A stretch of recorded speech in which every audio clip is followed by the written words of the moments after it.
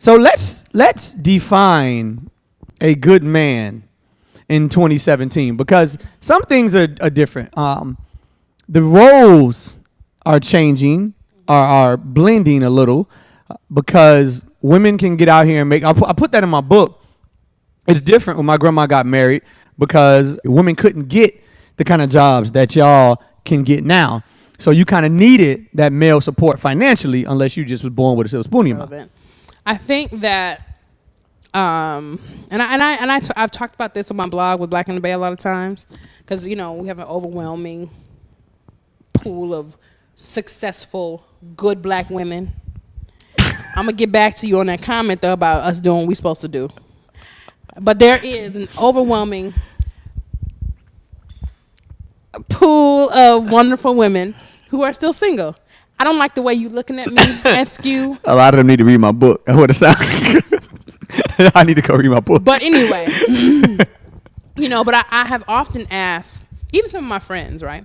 And I tell this story a lot. I was in a basement in Maryland with my friends, a couple of my girlfriends, one guy friend, and her dad. And, when we're young, we have this type. Oh, girl, he got to be 5'10", 6'2", and corner office and blah blah blah, no kids and this, that, and the third. I got one. Athletic build, blah blah blah, right? And then so my friend's dad was like, "Well, how has your type been working out?" And we were looking stupid, right? Because we all single. Apparently, not very well. Okay, so I asked, my friends, my Black in the Bay audience, who, a lot of them are professionals. And I say, if a man comes up to you, you have a master's degree. You might even be a doctor. And maybe he just has a bachelor's. Or maybe he just had a GED. And he been with Spectrum or Bright House or whatever for the last 15 years, doing all right for himself. Would you talk to him? Sound like Molly. Right. But would you talk to him? And me, yes. As I matured, yes, I would. Before, when I was younger and, like on the superficial stuff, no. Younger, like, give me an age. Put a number on it. 25. Oh, okay. Because you talking to some people. Yeah, like 25. Okay. I was like, oh, God, no, he don't have a degree. Oh, my goodness. Okay. But my husband don't have a degree. Okay. He the school of the hard knocks, straight out of the city of Detroit. Okay. But he a hustler. All right. He got that in him. So this entrepreneur thing, I need that because we pull and pull from each other, which is good, right? Okay. But I think that a good man it can be defined differently for different women. For me, when my husband found me, right? Get that. When my husband found me. Hashtag. Don't be down here proposing. Okay, listen. When my husband found me, literally, like the things that I looked for and the things that gravitated me toward him, even though we had differences, we were like yin and yang as far as the backgrounds, was that I learned from him. I felt like that he could teach me things, right? I consider myself a very smart person, well-rounded, network, connected, but there were things that he knew that he could teach me. And I was like, I'm fascinated just talking to you. Not about educational this and that, but just about life, about politics, about things. He intrigued my mind. Okay. He was sexy now. He look good.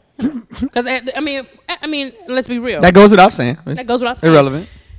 But he intrigued my mind. So I think a good man can teach you.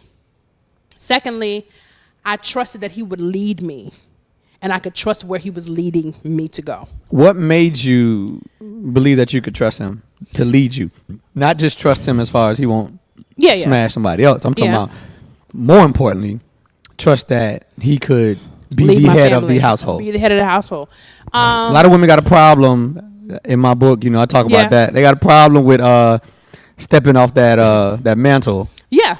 It's especially difficult for women these days because we are the boss in so many arenas at work, leadership positions in the community. Very true. To come home and have to like submit, It may be difficult, and I am still that way, meaning that I have to check myself sometimes when I want to just take charge of something. And I'm like, you know what? He said he was going to take care of it. I'm going to sit down and let him take care of it because that's what he said he was going to do, and he does. It's just learning to just back up, and that you don't have to be the boss in your house if you have a husband. Very true. Okay. But what made me realize that I could trust that he would lead me, just getting to know somebody over time, being in a relationship with them, watching the decisions that they make, listening to the things that they say, watching their actions, made me trust him, and knowing that, okay, I could marry him, because I feel like if there were some decisions that needed to be made, some critical things that we have to take care of, he's not going to lead me to darkness. Yeah.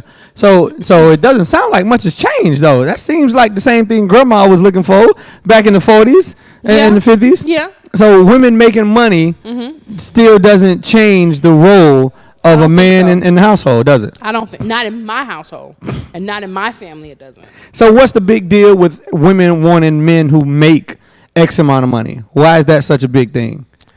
I think it's situational. I think that You don't think women are lazy? I'm sorry. What'd you say?